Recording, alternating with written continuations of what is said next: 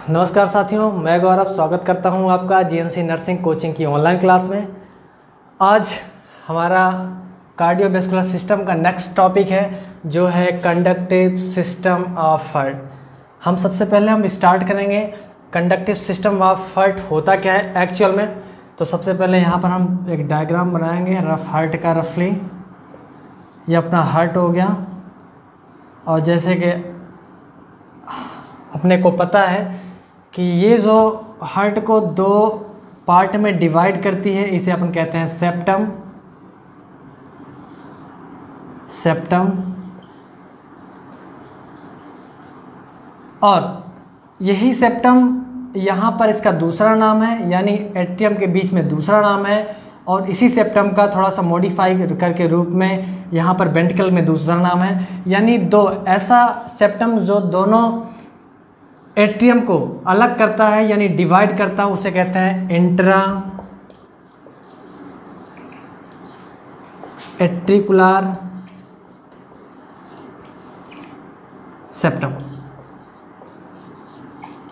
Intra means बीच में, एट्रिकुलर मतलब atrium, septum means septum. ऐसा ये पार्टीशन जो कि एट्रियम को दो भागों में बांटता है, यानी जो ये दोनों एट्रियम है, इस एट्रियम को दोनों को बीच वाली लाइन डिवाइड करती है, इसे कहते हैं अपन सेप्टम। ये होता है। इसी तरह ये हो जाएगा इंट्रा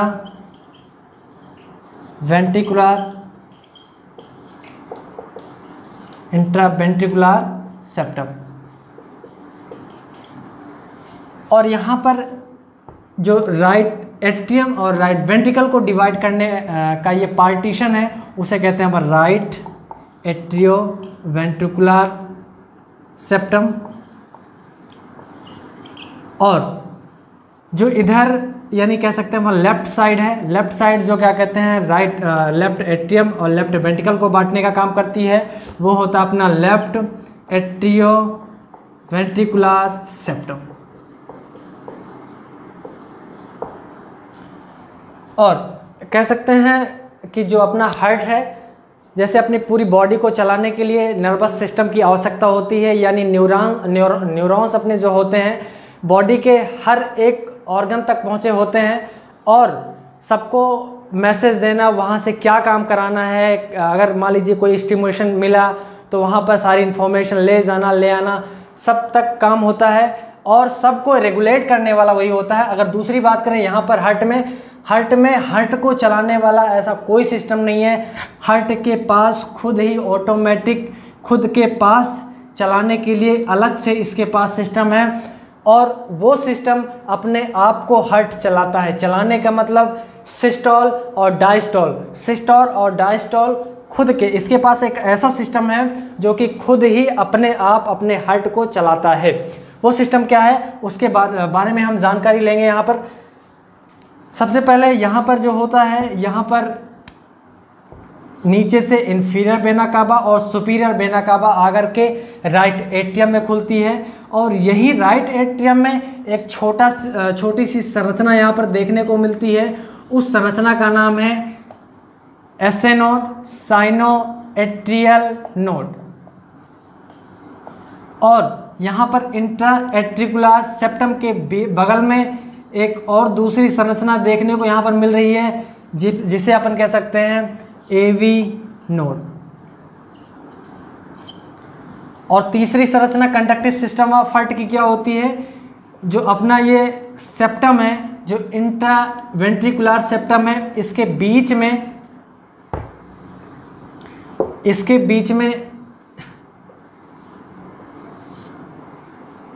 में एक संरचना पाई जाती है यहाँ पर। इसे अपन कहते हैं bundle of his.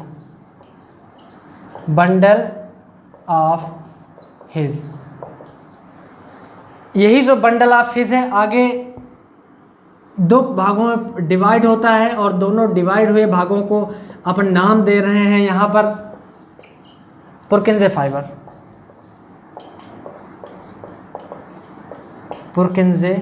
Fibre.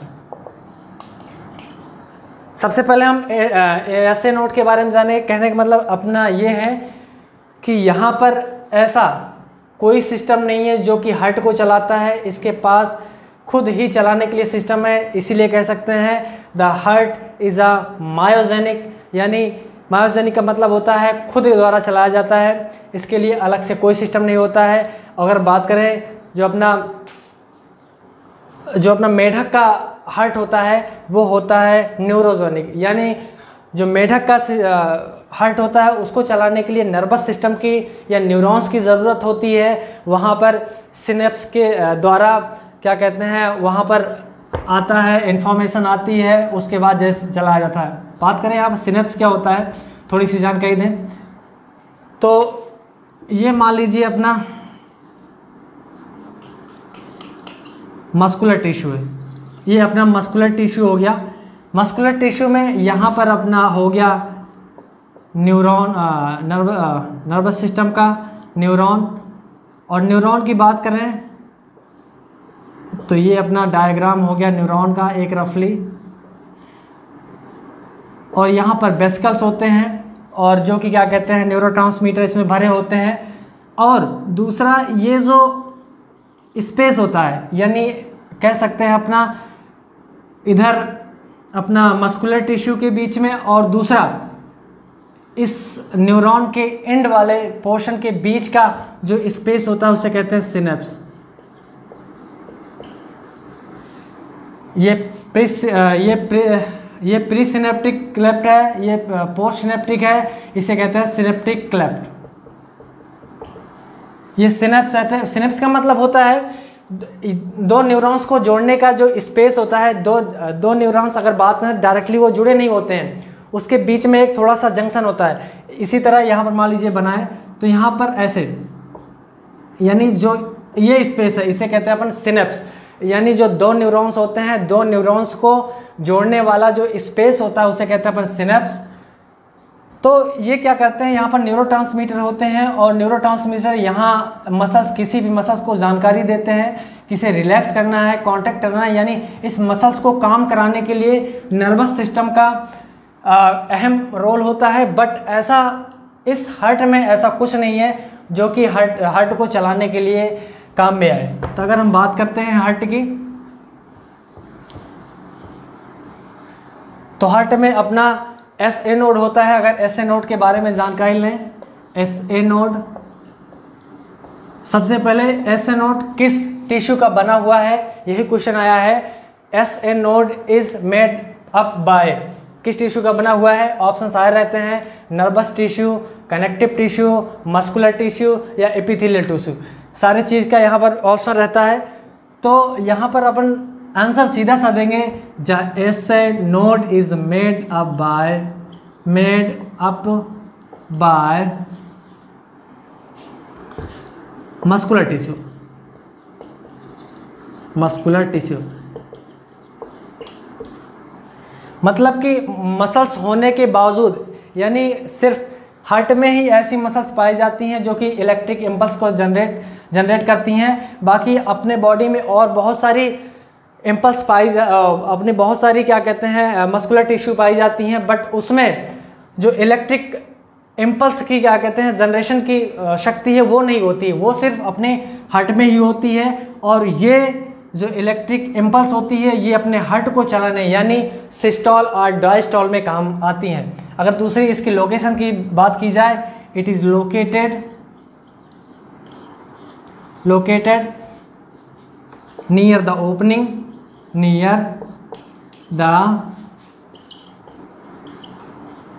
Opening of superior vena cava and inferior vena cava in right atrium, यानी राइट एट्रियम में जहाँ पर सुपीरियर और इन्फीरियर वेना कावा ओपनिंग होती है, वहाँ की जो एक बगल में संरचना देखने को मिल रही है उसे कहते हैं अपना SA node. SA node is made by muscular tissue. और दूसरी बात करें तो ये जो होती है इसका अपन कहते हैं पेस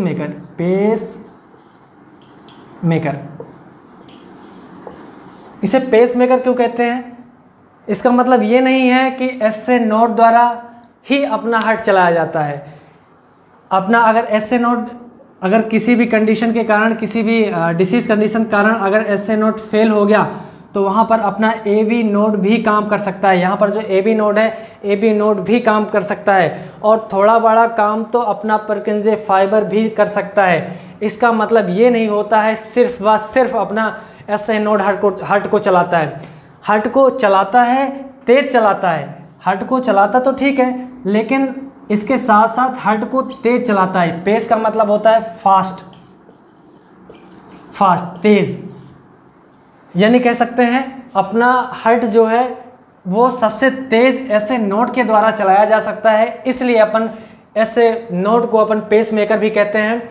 जो इसमें इलेक्ट्रिक इम्पल्स जनरेट होने की शक्ति है वो होती है, यहाँ पर अगर लिखें तो 60 से लेकर के 100 बीट पर मिनट। एक मिनट के अंदर 60 से 100 बीट निकलती है इसमें इलेक्ट्रिक इम्पल्स की।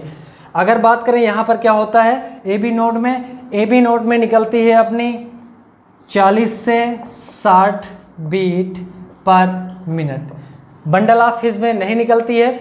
अगर आप बात करें परकिंजे फाइबर में निकलती है 20 से 30 बीट पर मिनट। 20 से 30 बीट पर मिनट अपना परकिंजे फाइबर भी निकालता है। अगर और अपन बात करें ए बी नोड की, ए बी नोड आप यहाँ पर देख सकते हैं जो ए बी नोड है ये कहाँ पर नियर बाई किसके है, नियर बाई अपना है ये जो अपना सेप्टम है, यानी इंट्रा एट्रियल सेप्टम के नज़दीक की जो संरचना है उसे अपन ए बी नोड कहते हैं। और यहाँ पर ये ए बी नोड स्थित होता है। तो हम इसकी लोकेशन के बारे में जान गए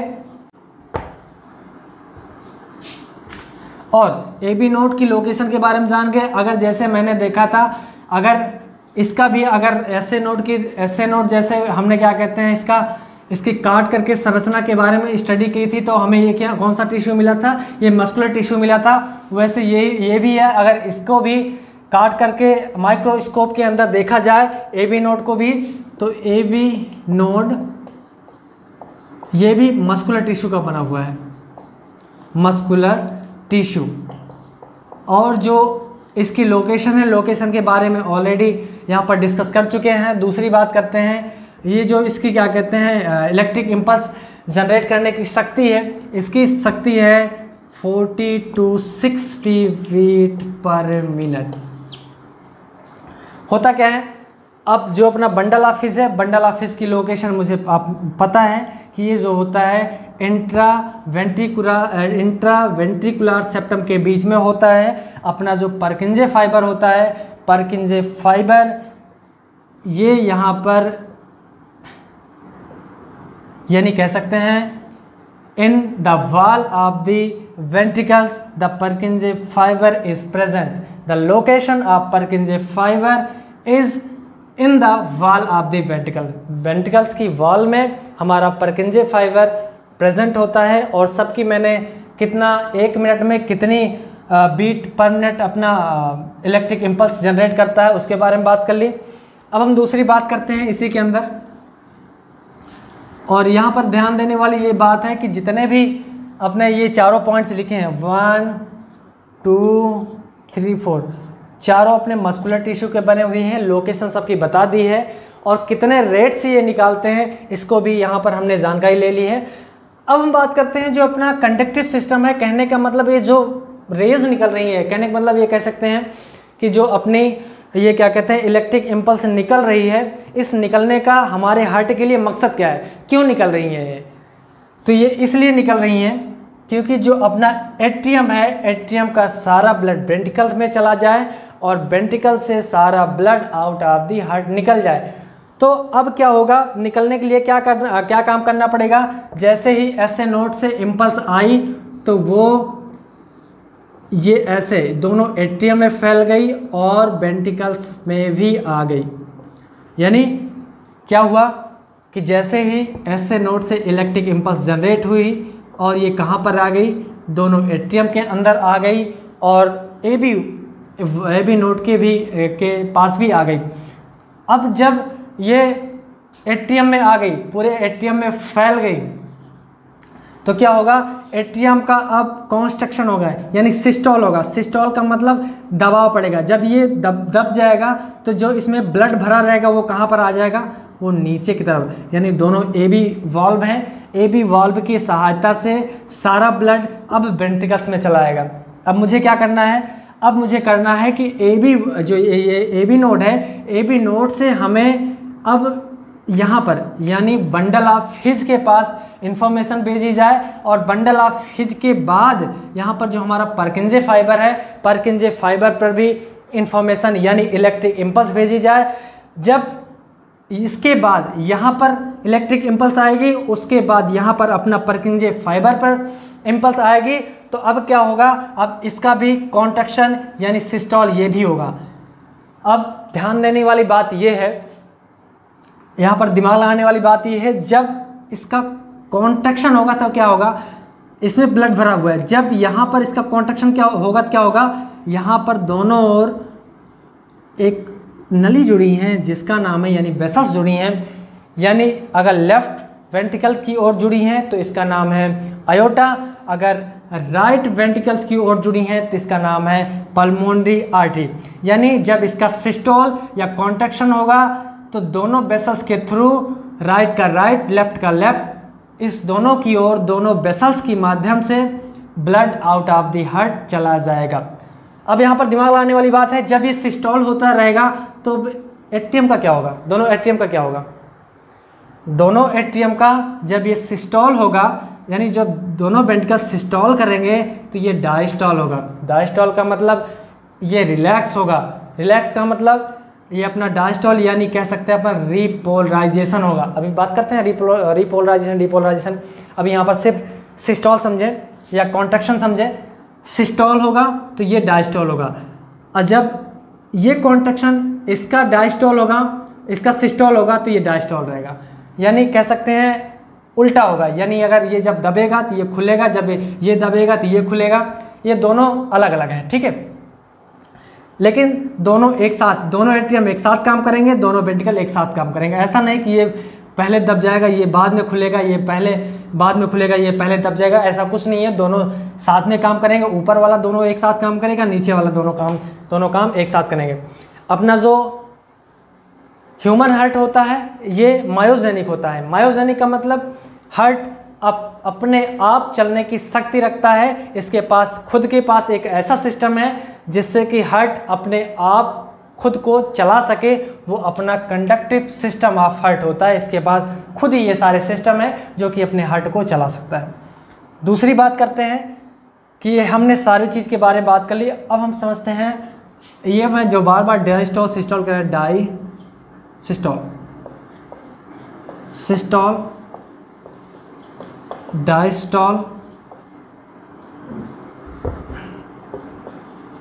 डायस्टोल, ये सिस्टोल हो गया, डायस्टोल हो गया। अब सिस्टोल को ही बोलते हैं अपन कॉन्ट्रैक्शन, और जो डायस्टोल होता है इसे कहते हैं रिलैक्सेशन। रिलैक्सेशन, सिस्टोल को क्या बोला, कॉन्ट्रैक्शन, डायस्टोल को क्या बोला, रिलैक्सेशन, और सिस्टोल को ही बोल सकते हैं अपन डीपोलराइजेशन।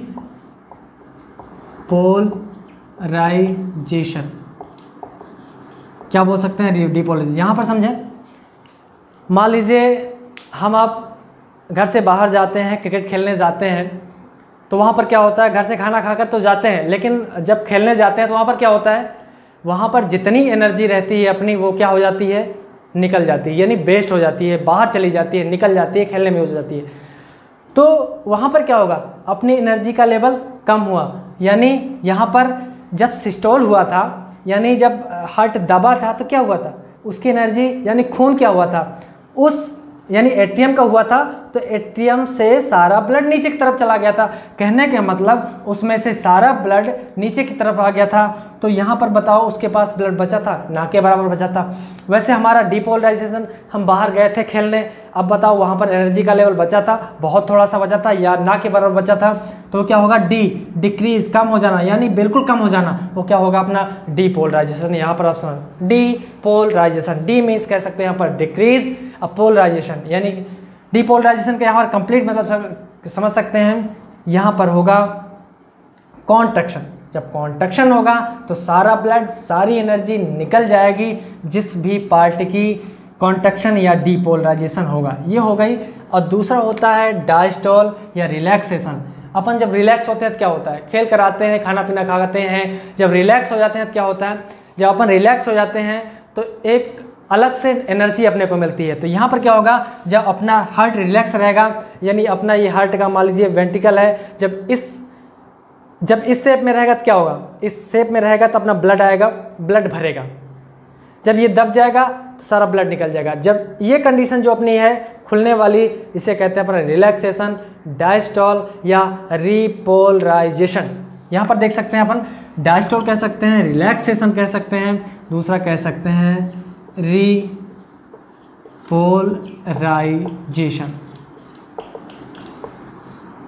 अब हमें क्या करना है, diastole, systole, diastole, contraction, relaxation को अब हमें कंप्लीटली भूल जाना है। अब मुझे और हम सभी को क्या याद रखना है, सिर्फ डीपोलराइजेशन, रिपोलराइजेशन। क्योंकि अब जब बात करेंगे आगे, वहाँ पर सिर्फ दो ही चीज़ की हम जिक्र करेंगे, डीपोलराइजेशन, रिपोलराइजेशन, डीपोलराइजेशन, रिपोलराइजेशन। ये तो बात हो गई अपने इसके बारे में, कंडक्टिव सिस्टम ऑफ हार्ट कैसे क्या होता है। अगर अपन फर्दर बात करें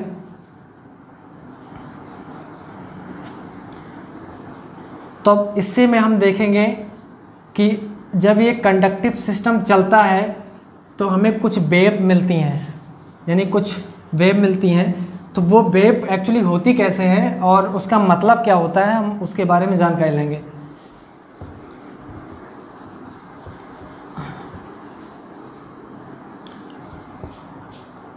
यहाँ पर जरा सी बात करेंगे। यहाँ पर मान लीजिए मैंने डायग्राम बना दिया, ये अपना डायग्राम हो गया। और यहाँ पर बात करते हैं, एक आपने देखा होगा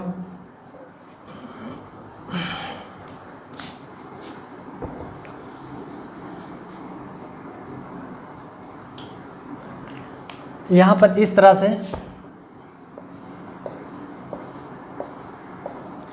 कहने का मतलब ये है, आप समझ सकते हो कि अपनी जो रिपोर्ट आती है ईसीजी की, ईसीजी को जो अपनी रिपोर्ट आती है उसके बारे में, यानी ये रिपोर्ट का जो अपना कागज़ होता है, पेपर होता है, या रिकॉर्डिंग करने का जो अपना ग्राफ होता है वो होता है, यानी ग्राम जो होता है वो होता है। ग्राम मतलब अभी आप चर्चा करेंगे आगे। ये हो गया ये, और ये क्या दर्शाता है, ये जो अपनी वर्टिकल लाइन है ये हो गई अपनी हॉरिजॉन्टल लाइन। हॉरिजॉन्टल लाइन अपने टाइम शो करती है। जब हम ईसीजी कराने जाते हैं या किसी करवा कर लाते हैं, जब हम देखते हैं तो बड़ा सा फर्क मिलता है, उसके बारे में हम यहाँ पर जानकारी पूरी पढ़ेंगे। और दूसरी होती है वर्टिकल, ये होती है वर्टिकल। ये जो लाइन है, ये जो लाइन है ये है वर्टिकल, यहाँ पर है वर्टिकल। ये जो लाइन ये क्या शो करती है, वोल्टेज, ये वोल्टेज शो करती है, कितना वोल्टेज है। अब इसके बारे में सबसे पहले जान करेंगे। यहाँ पर क्या था, यहाँ पर एस ए नोड था अपना, एस ए नोड, यहाँ पर एस ए नोड था अपना। जब ये अपनी सारी इम्पल्स या अपनी इम्पल्स जब इसमें छोड़ता है, एटीएम में छोड़ता है, तो एटीएम का क्या होता है, एटीएम में जब छोड़ा तो एटीएम का क्या होगा, एटीएम का यहाँ पर होगा कॉन्स्ट्रक्शन, या कह सकते हैं अपन क्या होगा, डीपोलराइजेशन। मैंने बात की थी। अब हम कॉन्ट्रैक्शन का नाम नहीं लेंगे, सिस्टोल डायस्टोल का नहीं नाम लेंगे, हम सिर्फ लेंगे रिपोलराइजेशन, डीपोलराइजेशन। तो मैंने बार बार देखो, ये क्या होता है, ये होता है डीपोलराइजेशन, यानी यहाँ का जो ब्लड है सारा नीचे जा रहा है, एनर्जी खत्म हो रही है, रेट कम हो रही है, इसलिए क्या करें, डीपोलराइजेशन।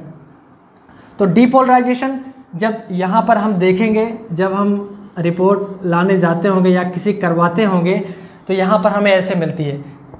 सबसे पहले यहाँ पर हमें क्या मिली, ये, और सबसे पहले जब हमारा एटीएम सिस्टोल हुआ, यानी कॉन्स्ट्रक्शन हुआ, यानी डीपोलराइजेशन हुआ, तो सबसे पहले हमें एक वेव मिली जिसे कहते हैं अपन पी वेव। पी वेव यानी जब ये जो अपना एटीएम है दोनों, जो अपना एटीएम है, जब ये दोनों कॉन्स्ट्रिक्ट हुआ यानी जब इसका डीपोलराइजेशन होगा तो हमें कौन सी वेव मिली, हमें पी वेव मिली सबसे पहले। उसके बाद क्या हुआ, ये तो इसका सिस्टोल हो गया। उसके बाद जब वेव आगे बढ़ी ये तो दब गया, अब सारा ब्लड नीचे आ गया। अब क्या होगा, अब यहाँ पर ब्लड आ गया, इसको भी बाहर जाने की ज़रूरत है, इसको भी बाहर जाने की ज़रूरत है। तो अब क्या होगा, यहाँ पर सारा ब्लड आ गया है, अब इसको बाहर भेजने के लिए क्या करना पड़ेगा, हमारा जो वेंट्रिकल्स है, ये दोनों क्या है, वेंट्रिकल्स हैं, इसका भी कॉन्ट्रैक्शन होगा। यानी क्या होगा, इसका भी डीपोलराइजेशन होगा। जब डीपोलराइजेशन होगा तो हमें एक दूसरी वेव मिलेगी, ये एक कॉम्प्लेक्स के रूप में मिलेगा। ये क्या मिलेगा, एक कॉम्प्लेक्स के रूप में मिलेगा, उसे अपन कह सकते हैं QRS। हमें क्या मिला, जब यहाँ से इसमें आया, यानी कह सकते हैं अपन बंडल ऑफ हिज में आया, यानी सबसे पहले एस ए नोड से निकला, ए बी नोड से कहाँ आया, बंडल ऑफ हिज। यहाँ शॉर्ट में लिख दे रहा हूँ, यहाँ समझ जाना, ये है बंडल ऑफ हिज। यहाँ पर आगे क्या है, परकिंजे फाइबर, PF, ठीक है, PF समझ जाना, परकिंजे फाइबर है। परकिंजे फाइबर यानी ए बी के बाद अपना बंडल ऑफ हिज और परकिंजे फाइबर जब अपने क्या कहते हैं आई, तो यहाँ पर क्या होगा, ये भी, इसका भी क्या होगा, कॉन्ट्रैक्शन होगा, इसका भी कॉन्ट्रैक्शन होगा, ऐसे इसका भी कॉन्ट्रैक्शन होगा। जब वेंट्रिकल कॉन्ट्रैक्ट होंगे तो हमें क्या मिला, एक कॉम्प्लेक्स के रूप में मिला, जिसे अपन कहते हैं QRS के रूप में मिला।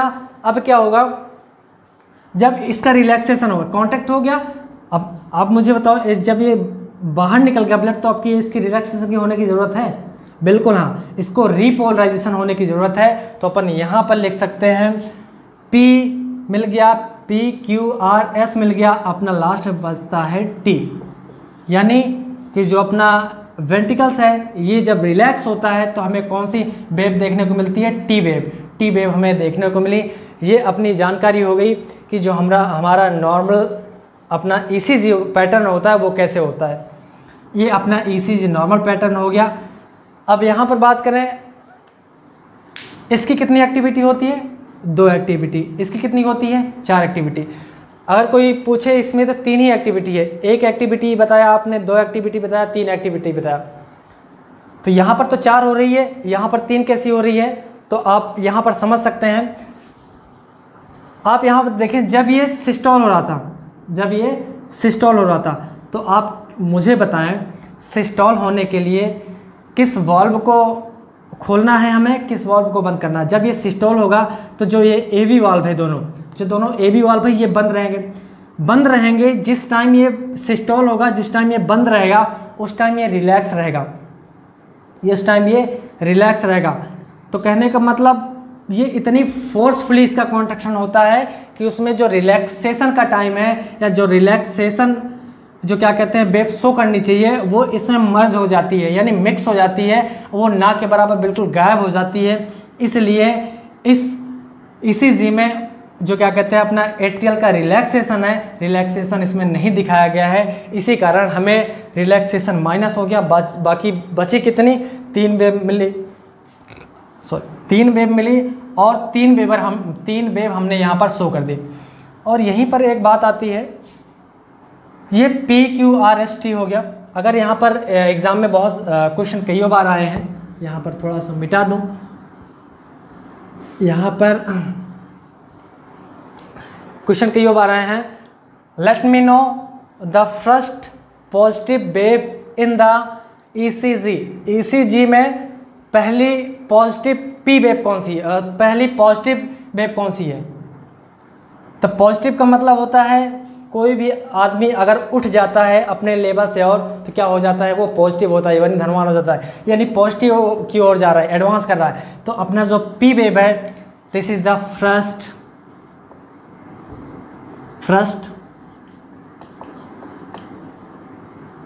Positive wave is P wave. पहली कौन सी है, पहली पी वेव है। यहाँ पर बात करें first negative wave, negative wave यहाँ पर आप देख सकते हो। फर्स्ट निगेटिव वेव कौन सी, निगेटिव वेव क्या है, is Q wave. Q wave जो है हमारी पहली नेगेटिव वेव है, और जो पी वेव है ये पहली हमारी पॉजिटिव वेव है। और दूसरी बात करें यहाँ पर, एक आपने सुना होगा पी आर इंटरवल। क्या होता है पी आर इंटरवल? अब पी आर इंटरवल का मतलब हम समझेंगे। सबसे पहले होता क्या है, पी आर इंटरवल का मतलब होता है the time which are taken to the passing of electric impulse from atrium to the ventricle. The time which are taken in the passing of electrical impulse from atrium to ventricles. Atrium से ventricles के बीच में passing होने के लिए या पास होने के लिए वेंट्रिकल्स को जितना टाइम लगता है उसे कहते हैं अपन P R interval. P R interval कहाँ से काउंट किया जाता है, पी आर जहाँ से पी वेव स्टार्ट होती है। कहाँ से स्टार्ट हुई है, यहाँ से स्टार्ट हुई है, यहाँ से अपनी पी वेव स्टार्ट हुई है, और जहाँ पर अपनी आर वेव स्टार्ट हुई है, यानी आर वेव यहाँ से स्टार्ट हुई है मोस्टली, यहाँ से। ये अपना क्या हो गया, P R interval. P R interval normal इसकी वैल्यू होती है, इसकी हम पी आर इंटरवल की वैल्यू बात करें 0.12 to 0.2 सेकेंड। इसकी वैल्यू है। अगर बात करें, अगर इसी की बात करें आगे, अगर मान लीजिए पी आर वैल्यू, अगर यही जो टाइमिंग है 0.12 से लेकर 2 सेकेंड, 0.2 सेकेंड, अगर यही वैल्यू अगर 0.35 आ जाए, क्या होगा, 3 पॉइंट आ जाए, इसका मतलब ये होगा जो इलेक्ट्रिक इम्पल्स है उसका आने का टाइम, यानी उसका पास होने का टाइम बहुत ज़्यादा है, यानी ज़्यादा है, तो कह सकते हैं अपना पी आर इंटरवल बढ़ा हुआ है। अब बात करें ईसीजी, एक्चुअल में ईसीजी, ईसीजी का फुल फॉर्म क्या होता है, इलेक्ट्रो कार्डियो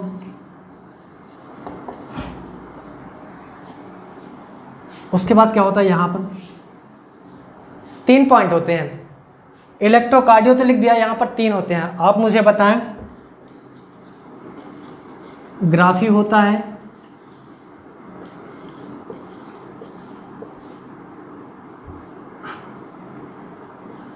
ग्राफ होता है या ग्राम होता है।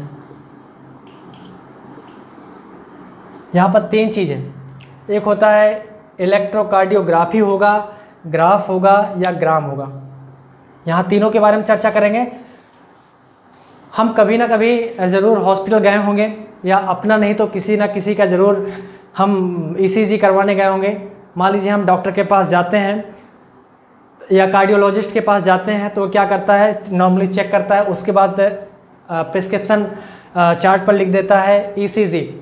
और हम जब ईसीजी कराने के लिए लेबोरेटरी में जाते हैं, ईसीजी सेंटर पर जाते हैं, तो वहाँ पर क्या करता है, जो टेक्नीशियन होता है मोस्टली जाते ही उसके बाद रिलैक्स करवा करके सुपाइन पोजीशन टेबल पर लिटा देता है।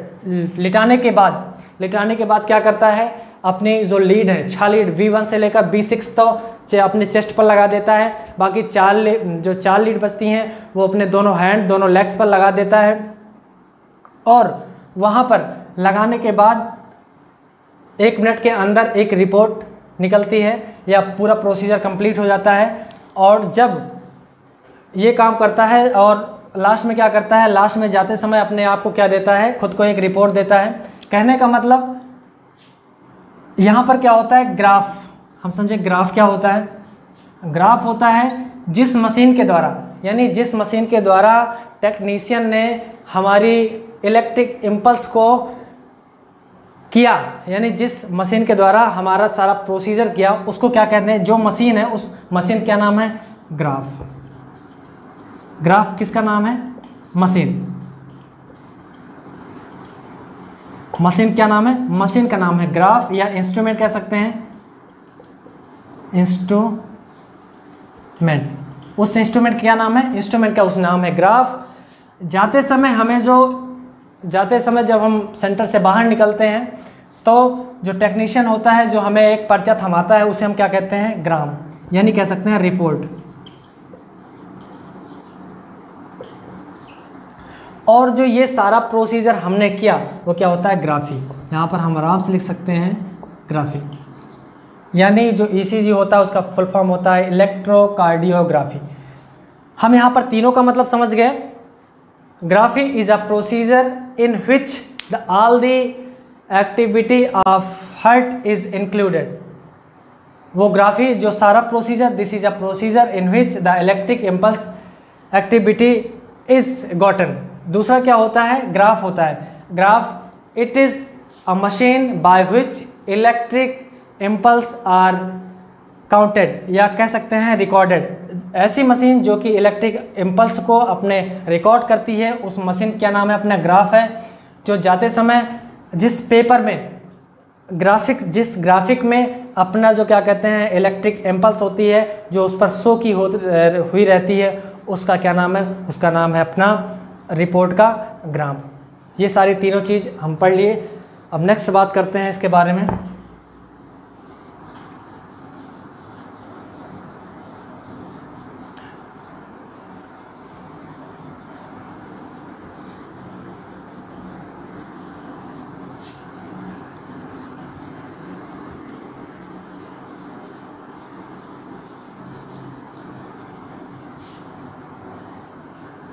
बस आज के लिए इतना ही। बाकी हम नेक्स्ट वीडियो में एक नए लेक्चर के साथ फिर से आएंगे, और मुझे आशा है कि आप इस टॉपिक को आसानी से और इजी तरीके से समझ गए होंगे। बाकी हम नेक्स्ट वीडियो में मिलते हैं, तब तक के लिए नमस्कार।